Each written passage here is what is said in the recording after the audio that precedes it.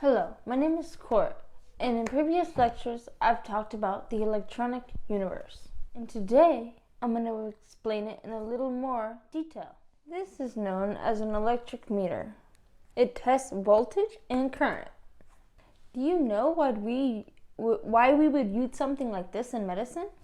That's because your body is arranged around an electric system, known as the nervous system, which includes your brain.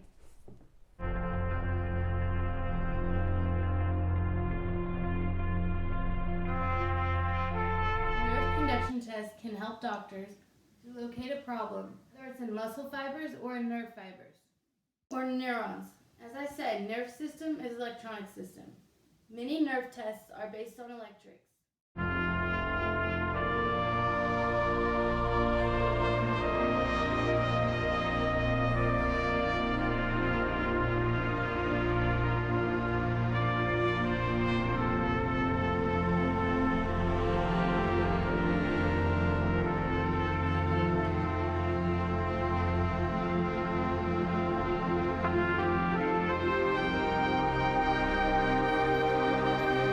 The electron and electrical magnetic wave are intertwined, so inseparable. That is the facts. We can test the electricity in a body directly, but we are unable to test electromagnetic waves in body because it's too weak.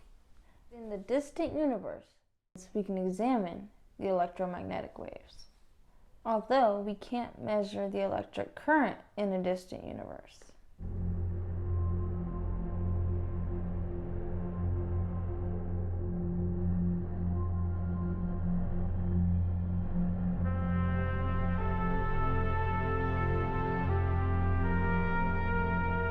Start looking out into space.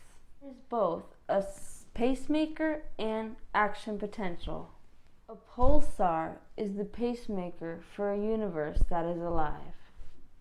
I want to remind you one thing. Our body comes from the universe and is part of the universe. The pacemaking and action potential is not unique to life. The universe works in the same exact way. Many people today are aware of the chemistry or the biochemistry behind all life on planet Earth. Millions and millions of scientists and doctors are studying the chemical origin of life. But there is nobody studying the electronic origin of life. Today, I want to tell you that that is no longer true. We are studying the electronic origin of life. The magnetized field and radiation are intertwined. As you can see in the solar corona, the lights or radiation wave are bent by the magnetized field of the sun. The light is not bent by the gravity of the sun. Some of you may have heard of the gravity lens effect. It is not really gravity. It's the magnet-sized colossal body bent to the light. As you can see in the solar corona, the lights or radiation wave are bent by the magnetized field of the sun. The light is not bent by the gravity of the sun.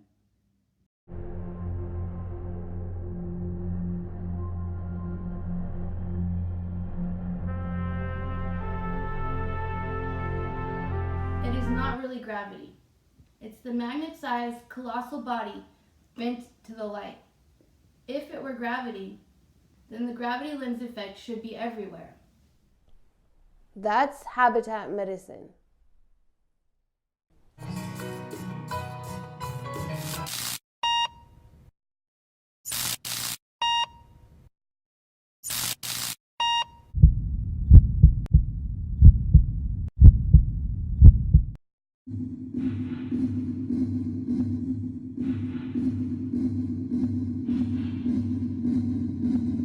The difference between a pulsar and a heart is the energy level in the electrons.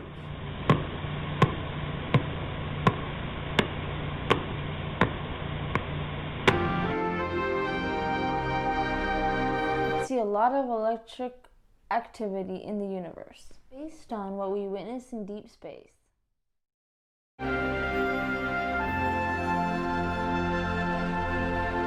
There are two different types of electrons. One is positively charged and one is negatively charged. The positively charged one is also called the positron. Usually when we mention the word electron, it means negative charged electron. When the positive electron meets the negative electron, it will produce the most powerful radiation in the universe, known as gamma ray. We use gamma ray in the hospital as well. It is known as gamma knife.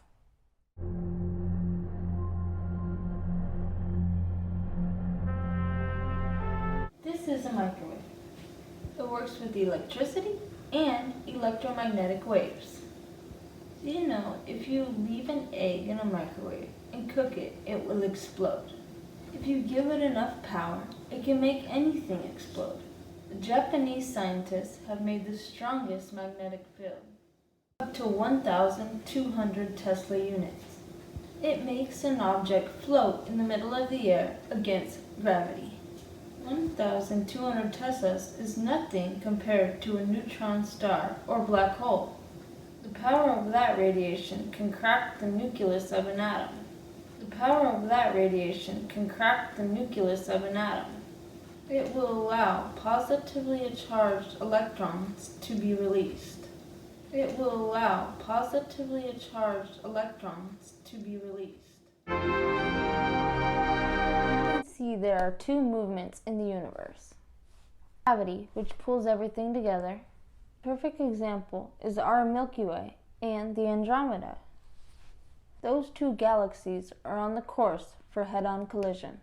You also witness expansion in the universe. Galaxies are moving away from each other. We call it universe inflation.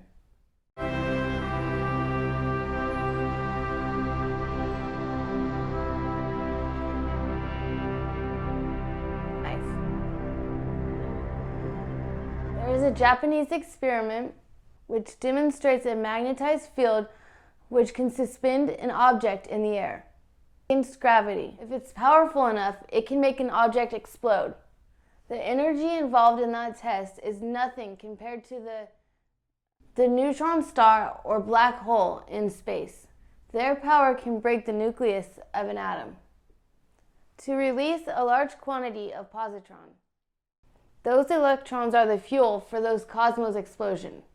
When a cosmos body is attracted to a black hole because of gravity, first it has to overcome the radiation field, also known as magnetic field.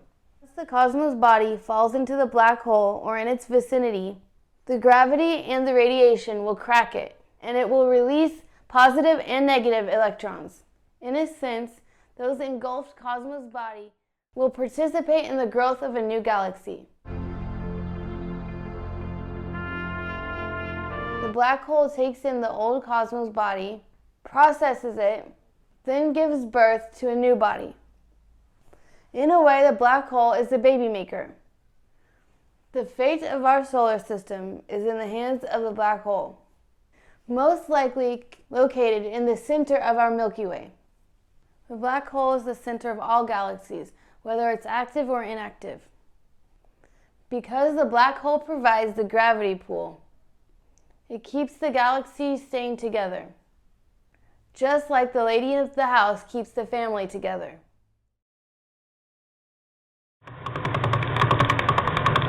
Pulsar is the pacemaker for a universe that is alive. The difference between a pulsar and a heart is the energy level in the electrons. I classify electrons into two different groups. One is active electrons and the other one is inactive electrons. There is inactive or frozen. Frozen ones exist in the black holes. Frozen ones exist in the black holes. Frozen ones exist in the black holes. That's why we can't detect any heat in the black hole. Talk heat, I mean infrared, and that is electron magnetic wave. Activated electrons can be classified into three subgroups, one being super hot, two being hot, and the next being warm.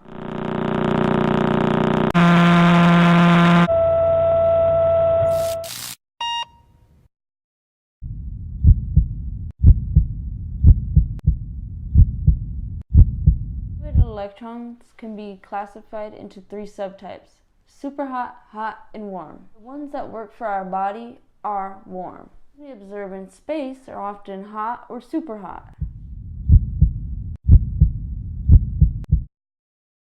Pulsar star kicks out super hot electrons. Pulsar star kicks out super hot electrons.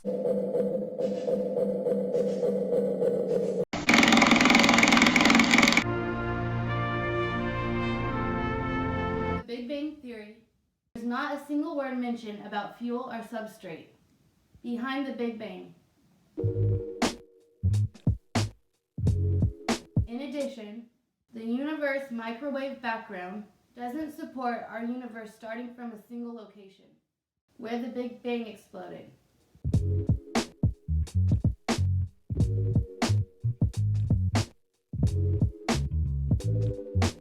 I will talk about the aerodynamic of a nuclear explosion into space later. The universe is really compartmentalized. For the most part, each compartment has its own family of galaxies. They live, they die, and they're born in that compartment.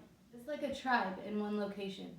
Generations after generations. There might be some material exchange from one compartment to the neighborhood compartment, but that's not significant. I'm talking about the mechanics of the universe. I'm not talking about the theory.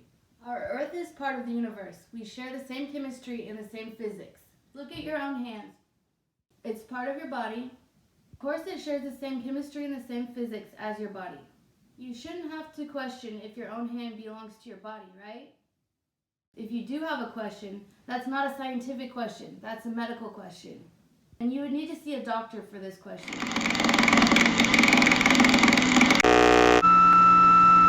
Pulsar star kicks out super hot electrons.